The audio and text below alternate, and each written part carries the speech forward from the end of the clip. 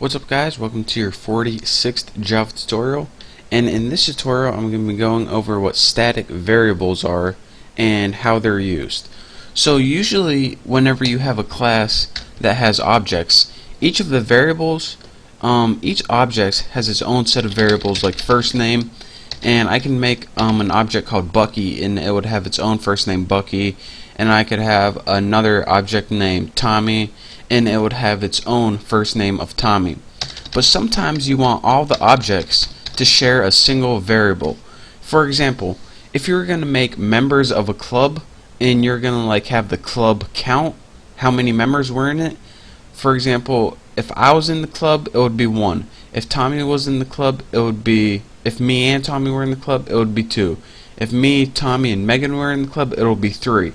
And we each don't need to see that. We each don't need an updated variable or a separate variable for 3, since the members in the club is all the same. So, for example, there's some variables that you just can share, and you're saying, alright, why don't you just write a separate variable for each object and update it? Well, that takes a lot of time and space, so you'll see what static is by the end of this tutorial, and it's one of the most useful things that I actually taught you so far, so listen up. In this tutorial we're going to be building a club, of course, and the club is going to be of hot girls that I would like to go out with. And yes, they will be famous. And no, I will never go out with them. So let's go ahead and make a couple regular variables first. For each object, it gets its own private string. And let's go ahead and put like first for first name. And then go ahead and put private string and last for last name. And now we need to give them a variable that they can share. So go ahead and put private and put static, and that static keyword means that every object shares the same variable. So when this one changes, it changes to all objects. And before, if you change one object's first name, then only that object's first name changed. But when you change a static variable, they change with all objects. So if I change this to 4, then all objects would see 4. Got it? Good. So static int, and we'll have members of our club, and we'll initialize it to 0. So without building anything, we have 0 members in our club. So next, let's go ahead and make our constructor. So public, our class name is tuna, and it's going to take 2 arguments: string first name and string last name. This is how we're going to insert members into our club. And in our constructor, just put first equals first name, last equals last name, and let's just go ahead and put something like members plus plus. So each time we add a member, it adds 1 to our members variable. So after we add our first member, members will equal 1. When we add our second member, members will equal 2. So next, let's just go ahead and system out print format, and our format will be something like, again, you can be creative with this if you want, constructor for, make sure you spell it wrong, %s, so it will be a constructor for Bucky Roberts, and then we'll have members in the club, and then put like colon %d, and then a new line. So we're going to have like constructor for Megan Fox, members in the club 1. Constructor for Natalie Portman, members in the club 2.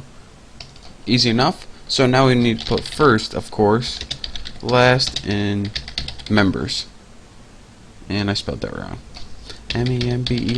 members, members. That's a pretty catchy tune. Alright, now let's go ahead and write some more methods that are going to come in handy. First, we need something to get their first name. So public, actually let me think about this. For this tutorial I'm teaching you is constructors, right? So we probably don't even need these yet, but we sure do in the next tutorial. So let's go ahead and in this apples, and in our main function right here, let's go ahead and make some members. So let's go ahead and make member 1 tuna, because it's in the tuna class, member 1, and we'll set it equal to new tuna, and of course it takes the arguments. Again, you can see what arguments it takes by this constructor over here: a first name and a last name. So the first name can be Megan, and the last name of girls I want to date club can be Fox. So now what we should have outputted on the screen is, well, might as well just do it. Constructor for Megan Fox members in the club 1. Easy enough. So let's go ahead and make another one now. Tuna member 2 will make another object equals new tuna, and we'll have something like Natalie and then Portman. You don't know who she is? Definitely Google it. And let's go ahead and make one more for fun. Tuna member 3 equals new tuna, and let's see. Let's get Taylor. She can join the club too. And Swift. She is babe with a pretty voice, hottie with body, cutie with booty. Anyways, so we made 3 different objects. Each one. Well, let me run this. Show you guys that it works. Show myself that it works. So we made 3 different objects right here. One for Megan Fox named member 1, one for Natalie Portman named member 2, and one for Taylor named member 3. Each of them has their own set of variables. Let's look at this one, Natalie Portman, member number 2. For every object, they have their own set of variables right here. Natalie has her own first name right here, and she has her own last name of Portman right here. But they all share this members variable. And they can, like Megan Fox, this object, she can't see what Natalie's names are, but she can see the members in the club has changed it too. And when Taylor Swift joins the club right here, since it's static, it means all of these objects share the same static variable, so they can all see that the members of the club has changed to 3.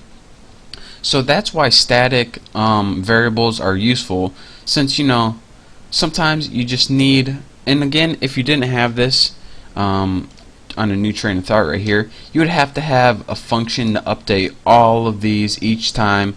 But why update 3 separate things, 1, 2, 3, and then when a member leaves, you'd have to update 3 separate things, 1, 2, 3, when you can just have one variable, call it static, and update it one time.